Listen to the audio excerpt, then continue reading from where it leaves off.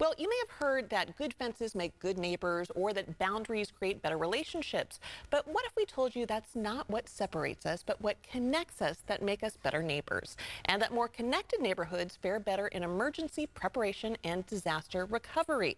Today's guest has some insights on how we can use the power of connection to make us all safer. Katie Kobe is the head of community for Nextdoor. Welcome. Hi, thanks so much for having me. We're so excited to have you here, Katie. Now, for people maybe who don't know, can you briefly explain and describe what Nextdoor is? Absolutely. So Nextdoor is the neighborhood app. It is the best way for you to get connected to your local neighborhood. So that means the people that live in your area, the local businesses, the local nonprofits, and public agency organizations that can get you all the information that you're looking for with what's going on around you. Absolutely. Nextdoor is a great resource. I use it a lot myself. So what are some of the long and short-term benefits of encouraging or promoting a prepared and connected neighborhood? Yeah, I think one of the biggest long-term benefits to know is that neighborhoods that are more connected are much more resilient and ultimately end up recovering from severe weather events much more quickly.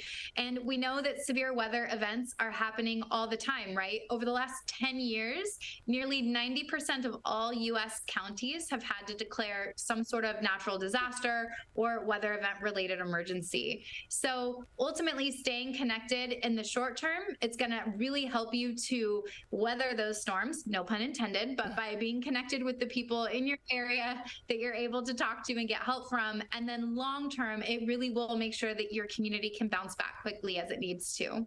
Excellent. Well, and tell us about some of the latest Nextdoor features and tools that help neighbors stay connected during a weather event. Yeah, we are always adding new features and tools to the platform.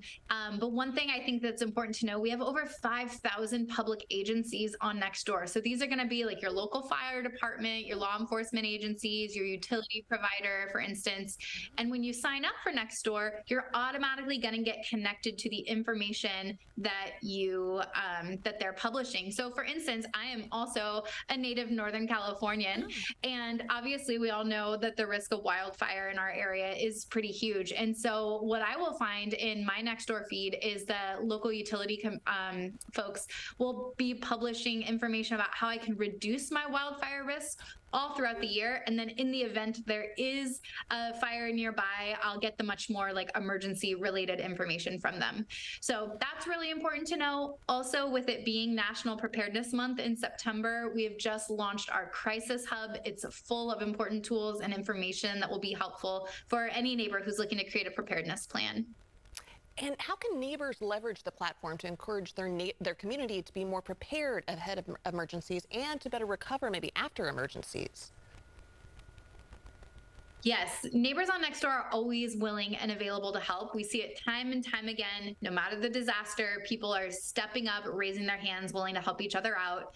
In fact, just about a week ago, 10 days ago in Florida with Hurricane Idalia, we got this story from a couple who had just moved to the area. They'd never experienced a hurricane before.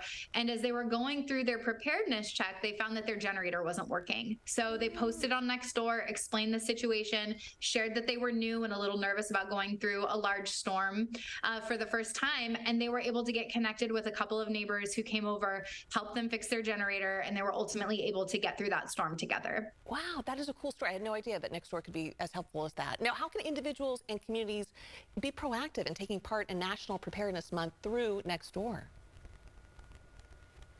It all starts with a post. I think going on Nextdoor and posting, telling your neighbors that you're interested in creating a preparedness plan, seeing who else is interested and stepping forward to help is a great starting point. I think even though nobody really, we don't like to think about preparedness, it's not always the most comfortable topic. You can use September as a really good marker to just come together and evaluate any potential risks, like for instance, trees that might need to be trimmed, or maybe storm drains or something that needs to be cleared. You can develop buddy systems, right? Understanding who the more vulnerable folks are in your area that might need to be checked on during an emergency is also really good, as well as if you need to create an evacuation plan. So it all starts with just a post, just ask, and you will be surprised to see who steps up and is interested in helping. Thank you so much, Katie. You were excellent today. Great tips and tricks today from Nextdoor. And for more information, you can visit nextdoor.com/crisis.